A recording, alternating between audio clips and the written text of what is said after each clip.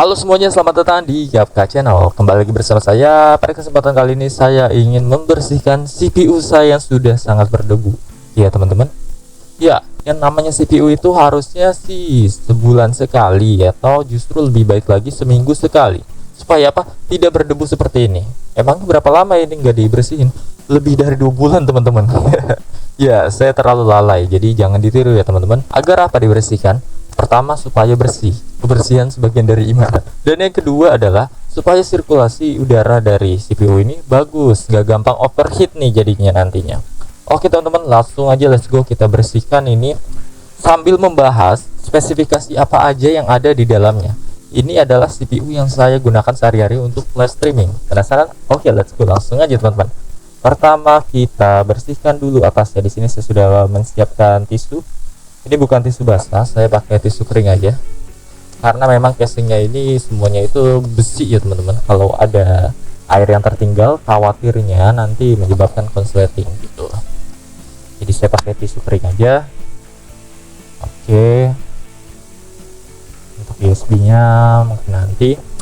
Dan ini teman-teman, jadi CPU-nya ini dengan casing yang termurah ya teman-teman. Ini cara bukanya sangat simpel. Jadi tinggal diputar. Ada 4 teman-teman sudutnya. Oke, sip. Jadi seperti ini aja. Ini semi plastik ya teman-teman. Ngomong-ngomong, ini tuh akrilik. Oke, jadi inilah dia ya teman-teman isinya. Jadi di sini saya pakai tisu yang 250 watt.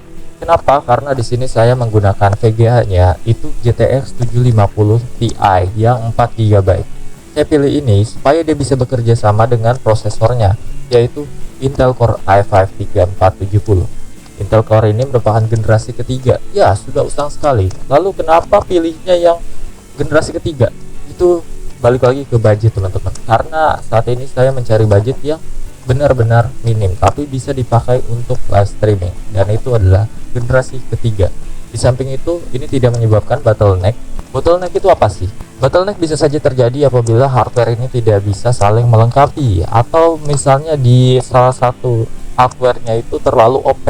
Kayak misalnya si prosesornya ini lebih canggih dibanding dengan VGA-nya, otomatis kemampuan dari prosesornya tidak akan bisa dimaksimalkan karena VGA-nya itu tidak mampu. Atau ibaratnya itu prosesor adalah motor, tapi VGA-nya itu adalah bannya. Kalau kalian pakai motor dengan ban sepeda, maka itu kan nggak sesuai ya. Bisa sih nantinya akan berjalan muter tuh bannya, tapi pastinya tidak akan sesuai teman-teman. Oke, langsung aja let's go. Saya bersihkan, saya balik lagi ya teman-teman. Kita miringkan aja deh, let's go. Ngomong-ngomong, ini motherboardnya tentu saja saya pilih yang H61 ya teman-teman. Ini adalah motherboard untuk semua kaum teman-teman. Dan ini juga berhubungan dengan prosesornya, di mana motherboard H61 itu hanya bisa sinkron paling tidak maksimal dengan Intel Core generasi ketiga teman-teman. Untuk kualitasnya ya teman-teman tahu lah ya. Teman-teman kan udah melihat live streaming saya pastinya. Jadi apa aja sih keunggulan dari 3470 yang disandingkan dengan GTX 750 Ti 4 GB? Itu adalah kita bisa bermain dan juga live streaming dengan kualitas 720p. Lalu kenapa pilih yang 720p? Kenapa enggak yang HD sekalian? Itulah dia teman-teman, balik lagi ke budget teman-teman. Memang sih kalau misalnya kita mau beli yang lebih bagus lagi kayak 1030 Ti, itu di atasnya dari 750 ini. Kenapa saya nggak pilih yang itu? Padahal bedanya paling cuma 200. Balik lagi ke budget teman-teman. Jadi saya pilih 750 Ti karena budgetnya itu ya segitu. Dan nanti kalau misalnya kayak mau yang 1030 paling bedanya cuman 200 gitu, percuma. Nanti pasti mikir lagi, oh ya di atas 1030 ada lagi ini, nambah lagi cuma 200. Nanti di atasnya lagi, oh ada ini lagi, nambah 200. Jadi nggak akan ketemu gitu. Oleh karena itu ya udahlah yang sesuai budget gitu. Jangan mencari apa yang tidak kita butuhkan gitu, melainkan sesuai yang kita punya gitu. Beruntung nanti kita bisa upgrade gitu. Tapi kalau upgrade ya tentu saja ini harus diganti semua dari motherboardnya. Dan juga teman-teman, ini PSU-nya sebenarnya bisa lebih dari 250 watt ya. Tapi saya juga ini sesuaikan dengan budgetnya karena si VGA-nya ini paling cuma 75 watt. Berarti 250 watt aja ini pastinya bakalan cukup guys. Gak perlu yang 500 watt. Oke teman-teman, nih kali ini saya pakai kuas ya teman-teman, karena untuk mencapai yang lubang-lubang kecil ini nggak bisa pakai tisu. Nah, termasuk yang di luar sini loh teman-teman. Ini di bagian atas ini juga. Oh iya teman-teman, di sini juga saya pakainya hard disk ya teman-teman. Balik lagi untuk budget. SSD kan bisa, iya, karena saya membutuhkan ruang yang lebih banyak dibandingkan dengan performanya. Di samping itu juga saya pikir bahwa CPU ini nggak seperti laptop. Nanti kita bisa tambah lagi yang satu hard disk, yang satu SSD. Jadi kenapa nggak kita pilih hard disk dulu? Saya pikirnya gitu teman-teman. Nanti kalau sudah ada budget lagi kita beli SSD gitu. Dan sejauh ini saya belum membutuhkan SSD. Paling kalau ada motivasi saya membeli SSD itu karena saya mau mencoba Play Store di PC. Ya, Play Games itu Google Play Games, dia kan udah punya emulator sendiri ya di PC. Jadi kita bisa mainin game-game Android di PC, tapi syaratnya harus pakai SSD. Oleh karena itu, paling itu doang motivasi saya. Untuk kipasnya sih nggak ada yang spesial ya teman-teman. Di sini saya pakai kipas biasa, Cooler Master.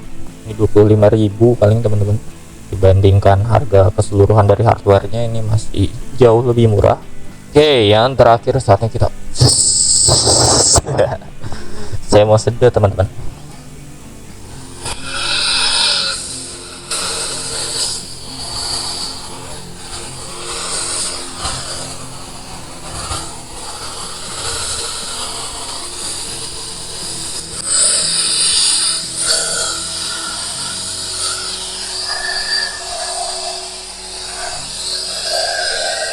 Oke, ini suara saya masih terdengar nggak ya? Jadi yang saya sedot ini tuh yang di bagian kipas-kipasnya teman-teman. Jadi kipas-kipasnya itu emang yang paling sangat-sangat berdebu. Gimana enggak ya? Karena mereka kan menyedot semua debu-debu yang dari luar supaya menjaga prosesornya tetap dingin, harddisknya tetap dingin. Oke, ini termasuk aplikasinya juga berdebu teman-teman. Waduh, ini saya pakai vakum umum ya. Sebenarnya kan ada ya vakum yang khusus komputer, tapi ini saya pakai vakum umum. Sip. Sudah siap bersih kembali teman-teman. Tapi sejauh ini memang ada sih ya perasaan-perasaan kayak wah ini kok jadi nge-lag gitu. Padahal waktu pertama kali biasa-biasa aja, lancar gitu. Saya main Stumble Guys, main Roblox kok nge-lag. Itulah teman-teman mungkin karena udah lama nggak saya bersihkan. Jadi dia gampang overheat, gampang kepanasan. Lalu bagaimana dengan budgetnya? Kurang lebih 3,5 juta. Itu paling murah, harga paling murah 3,5 juta. Ya nggak paling murah sih, bisa lah 3,2 gitu atau 3,3 gitu. Tapi paling mahal 4 juta. Jadi kalau nemuin harga yang di atas 4 juta, jangan sih, sebaiknya cari dulu yang 3,5 juta. Apalagi yang namanya teknologi itu nanti semakin lama bisa semakin rendah harganya karena adanya upgradean VGA yang terbaru lagi gitu. Jadi buat teman-teman yang mau live streaming, teman-teman bisa pilih ini. Kalau teman-teman memang ada budget untuk membeli yang di atas 750 Ti ini, teman-teman bisa pilih yang 1030. Untuk apa? Supaya teman-teman bisa menampilkan HD 1080 pixel. Kalau ada budget lagi, teman-teman bisa beli RTX. Karena seri RTX itu teman-teman nantinya bisa memainkan game-game 1080 pixel dengan kualitas high resolution semua, rata kanan tuh. Tapi tahun 2020-an ya teman-teman. Game tahun-tahun 2020-an. Oke, saatnya kita tutup kembali teman-teman. Untuk pemasangannya ini yang lebih tricky ya. Kalau nyopotnya sih gampang, tapi masangnya itu bisa lebih tricky. Oke teman-teman, jadi inilah dia CPU saya yang sudah saya bersihkan teman-teman. Budget kurang lebih 3,5 juta. Teman-teman bisa gunakan CPU seperti ini untuk live streaming 720 pixel dengan game kurang lebih tahun 2018an. Ya ada banyak juga sih game tahun 2020-an yang bisa dimainkan dengan CPU ini, tapi nggak bisa buat live streaming. Seperti contohnya juga Troublemaker, itu baru rilis bulan ini. Bisa saya mainkan dengan lancar dengan grafik yang wah, tapi untuk live streaming wah patah-patah banget teman-teman. Oke teman-teman, jadi inilah akhir dari video kita. Terima kasih banyak buat teman-teman semua yang sudah menyaksikan. Tentu saja bagi kalian para GKC Family, kurang lebihnya mohon maaf bila ada salah kata. Bila kalian ingin bertanya-tanya silahkan tanya di kolom komentar atau langsung ke Discord khusus VIP membership. Terima kasih banyak, peace out.